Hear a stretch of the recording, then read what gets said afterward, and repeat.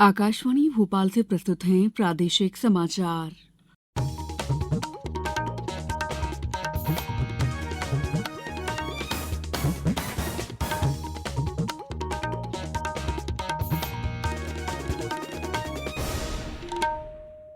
नमस्कार, समाचारों के साथ मैं दीपा सिंह। सबसे पहले मुख्य समाचार।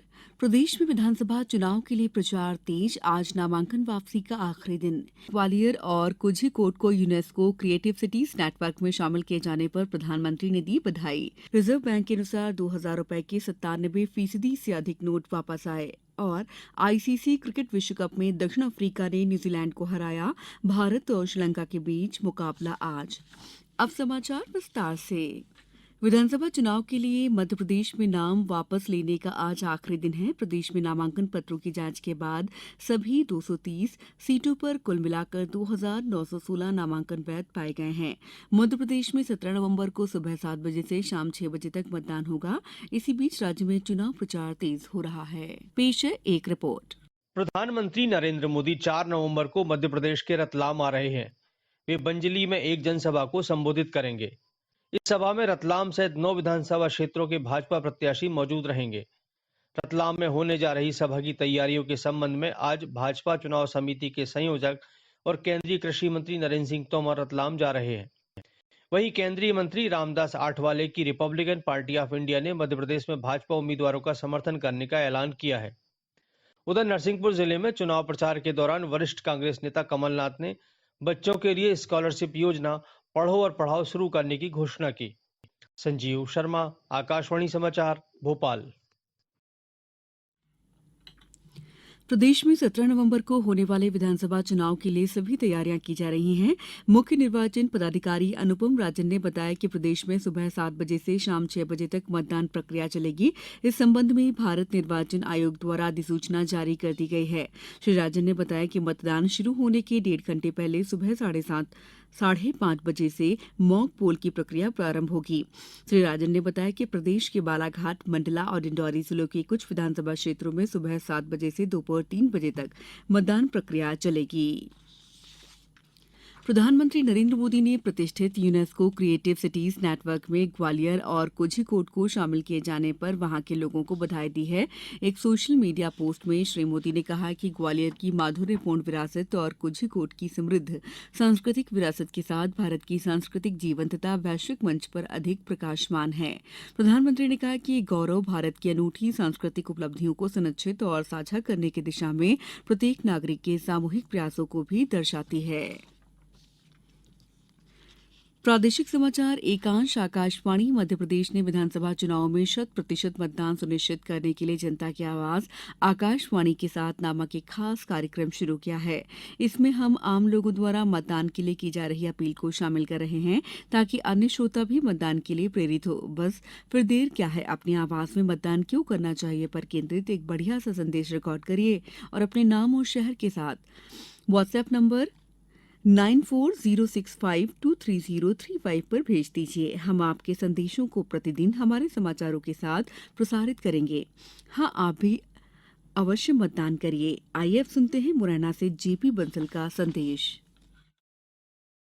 मैं आपसे विनम्र प्रार्थना करता हूं कि तन मन से आपका परिवार मतदान में हिस्सा ले, उत्सव के रूप में उसे मनाएं और जो असहाय लोग हों और मतदान करने के लिए आप उन्हें सहयोग और प्रेरित करें। मैं पुनः आप सबका अभिनंदन करता हूं। जय हिंद, जय भारत। और अब सुनते हैं जबलपुर से शकुंतला पाठक का संदेश। मतदान सभी करें और जरूर करें। मुझे मतदान करने का प्रथम शुभ अवसर प्राप्त हुआ है। मैं प्रतिज्ञा करती हूँ कि मैं मतदान तो करूँगी, दूसरों को भी मतदान करने के लिए प्रोत्साहित करूँगी। अम्मा बाबू ताऊ ताई चाचा चाची जल्दी निकलो मतदान करने जाना है।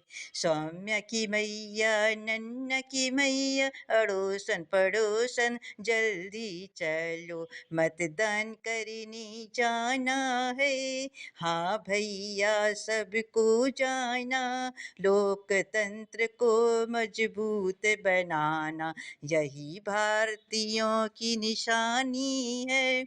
जनता जनार्दन ने ठानी है, जनता जनार्दन ने ठानी है।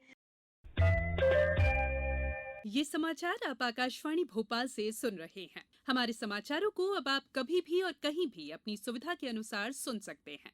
ये समाचार बुलेटिन YouTube, ट्विटर और फेसबुक पर AIR न्यूज भोपाल पेज पर भी सुने जा सकते हैं। इसके अलावा आप हमारी वेबसाइट newsonair.nic.in पर अथवा AIR न्यूज ऐप पर भी समाचार सुन सकते हैं। ब्रेक के बाद समाचारों में आपका एक बार फिर स्वागत है।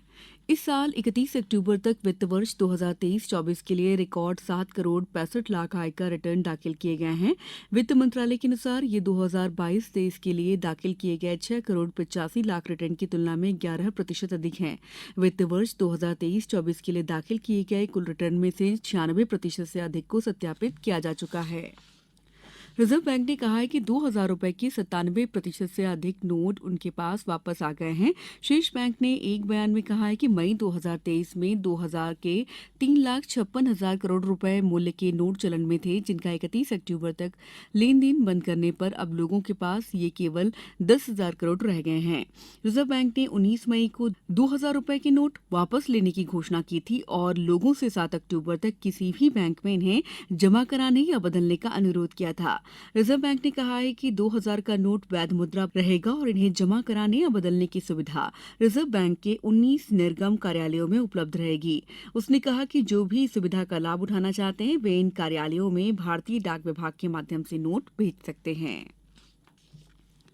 रायसेन जिले के भोजपुर से भाजपा प्रत्याशी सुरेंद्र पटवा और सीधी के चुरहट से कांग्रेस उम्मीदवार अजय सिंह और टीकमगढ़ के खरगापुर से भाजपा प्रत्याशी राहुल लोधी के नामांकन पत्र वैध पाए गए हैं। इनके नामांकन पत्रों की जांच के दौरान प्रतिद्वंदी प्रत्याशियों ने निर्वाचन अधिकारी के समक्ष आपत्तियां जताई थीं, जिसके चलते जांच के दौरान इन प्रत्याशियों के नामांकनों को स्थगित रखा गया था। बाद में दोनों पक्षों की दलीलें सुनने के बाद संबंधित क्षेत्रों के निर्वाचन अधिकारियों ने इन प्रत्याशियों के नामांकन को वैध करार दिया। रांची में चल रही महिला एशियाई चैंपियंस हॉकी टूर्नामेंट में अब तक अपराजित रहते हुए भारत आज अपने अंतिम लीग मैच में दक्षिण कोरिया से भिड़ेगा। इससे पहले भारत ने मंगलवार को जापान को 2-1 से हराकर लगातार चौथी जीत दर्ज की और टूर्नामेंट के सेमीफाइनल में पहुंच गया। भारत ने इससे पहले थाईलैंड, मलेशिया और चीन को हराया था। आईसीसी क्रिकेट विश्व कप के लीग मैच में दक्षिण अफ्रीका ने न्यूजीलैंड को 190 रन से हरा दिया है। इस जीत के साथ ही अंक तालिका में वो शीर्ष पर पहुंच गया है। पुणे के एमसीए स्टेडियम में पहले बल्लेबाजी करने के लिए भेजे जाने पर दक्षिण अफ्रीका ने 50 ओवर में 4 विकेट पर 357 रन बनाए। 358 रन के लक्ष्य के जवाब में न्यूजीलैंड की टीम 167 रन ही बना सकी। विश्व कप में आज मुंबई के वानखेड़े स्टेडियम में भारत और श्रीलंका के बीच मुकाबला होगा। ये मैच दोपहर 2 बजे शुरू होगा। अब कुछ समाचार संक्षेप में। केंद्रीय मंत्री ज्योतिरादित्य सिंधिया आज धार जिले के बदनावर में आमसभा को संबोधित करेंगे। नर्मदापुरम जिले के सुप्रसिद्ध पर्यटन स्थल पचमढ़ी में मैराथन दौड़ का आयोजन किया गया। कटनी जिले के 18 सदस्य दल राष्ट्रीय स्तर पर आयोजित ट्रेनिंग का ट्रेनर्स वर्कशॉप क्लाइमेट चेंज राष्ट्रीय प्रशिक्षण केंद्र पचमढ़ी में 27 से 31 अक्टूबर तक आयोजित किया गया। मतदाता जागरूकता अभियान के तहत विधानसभा डिंडौरी और शाहपुरा के 50-50 मतदान केंद्रों पर जाकर मतदान के लिए अपील कर जागरूकता कार्यक्रम किए जाएंगे। केंद्रीय मंत्री प्रहलाद पटेल आज अशोकनगर जिले के चंदेरी में एक जनसभा को संबोधित करेंगे। नर्मदापुरम से 8 किलोमीटर दूर नर्मदा और तवा के संगम स्थल बांद्राभान में कार्तिक पूर्णिमा के अवसर पर बांद्राभान मेले का 4 दिवसीय आयोजन 26 से 28 नवंबर तक होगा। अंत में मुख्य समाचार एक बार फिर। प्रदेश में विधानसभा चुनाव के लिए प्रचार तेज। आज नामांकन वापसी का आखिरी दिन। ग्वालियर और कोझिकोड को यूनेस्को क्रिएटिव सिटीज नेटवर्क में शामिल किए जाने पर प्रधानमंत्री ने दी बधाई। रिजर्व बैंक के अनुसार 2000 रुपए के 97% से अधिक नोट वापस आए और आईसीसी क्रिकेट विश्व कप में दक्षिण अफ्रीका ने न्यूजीलैंड को हराया। भारत और श्रीलंका के बीच मुकाबला आज। इस बुलेटिन में इतना ही। नमस्कार।